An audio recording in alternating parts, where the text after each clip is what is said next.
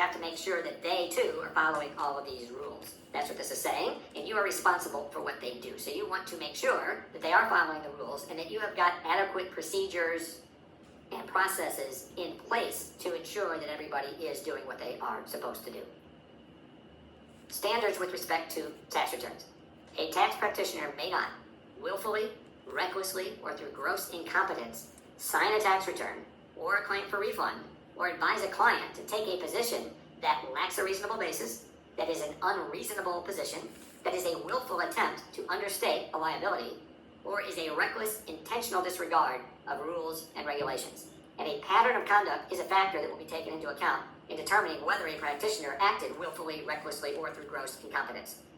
So if you do something wrong one time, that's going to be looked at much differently than if you are doing that same thing over and over and over again. So sometimes we have tax practitioners that go off the rails and they are preparing returns, they're making up deductions, they're inventing businesses that don't even exist, they're taking credits that the taxpayer has no right to, etc., and so forth. Obviously, those things are not allowed, but that doesn't mean if you messed up one time, you gave bad advice one time, that you're going to be in big trouble with the IRS. They are going to look at patterns of behavior and exactly what it is that you did. Some of these terms that you see, we just saw them on the previous slide, reasonable basis. What does that mean? So there are these terms, and there are these approximate percentages, and you want to know these for the exam. So when the IRS uses these terms, this is what they are talking about. So first of all, reasonable basis, and you can see there it's 25%.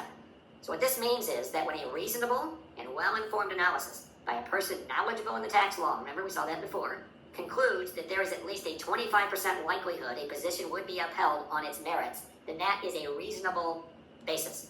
So if you look at it and you say, if this goes to audit or if it went all the way to court, I think we've got about a 25% chance of winning on this issue. That's enough to be considered a reasonable basis, and you can take that position on a tax return. However, you must disclose it on the tax return, and we'll talk about how you disclose it here in a minute. But you basically have to say to the IRS, hey, IRS, we are taking a position on this tax return that we think has only a 25% chance of being upheld upon audit. So you can do it. You would advise the client that, hey, here's the deal. We have to disclose this. And then the client can decide whether or not they want to go ahead and do that. The next step up from that is a realistic possibility of success. So this is 33%. So if you think it's got about a 1 in 3 chance of prevailing, then you can take that position on the tax return, and you do not have to disclose it. However, you can avoid penalties if you do disclose it. So these are penalties both for the taxpayer and for the tax practitioner. So we'll talk about those later. But if you've got a 1 in 3 chance of success, take the position, disclose it if you want to avoid penalties, but you do not have to disclose it.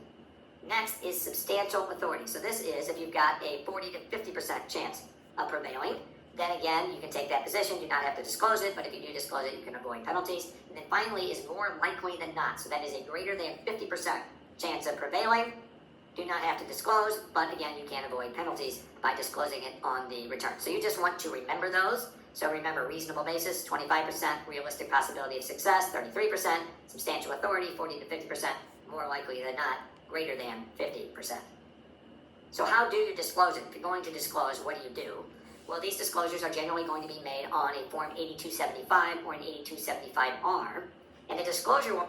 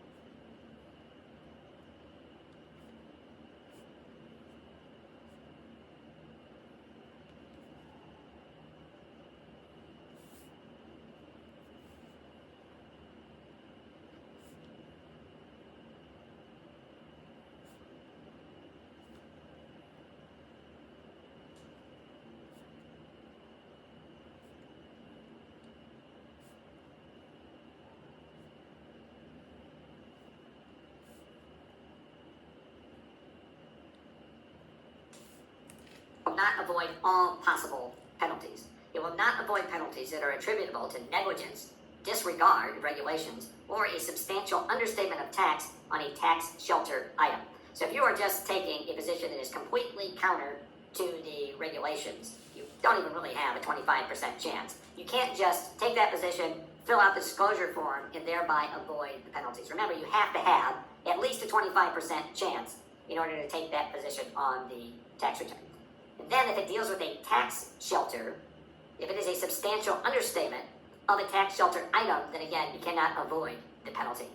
So let's talk about those tax shelters. Certain tax shelters and related transactions are called reportable transactions, or sometimes they're called listed transactions. Those must be disclosed on a different form. It's 8886.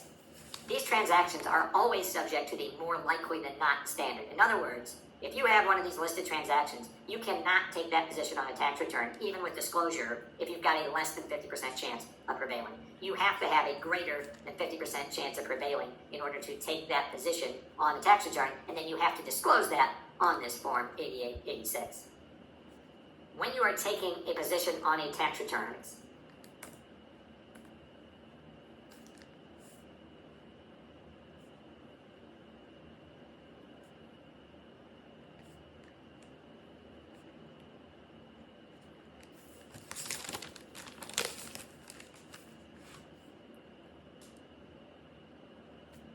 have to disclose that on this form 8886.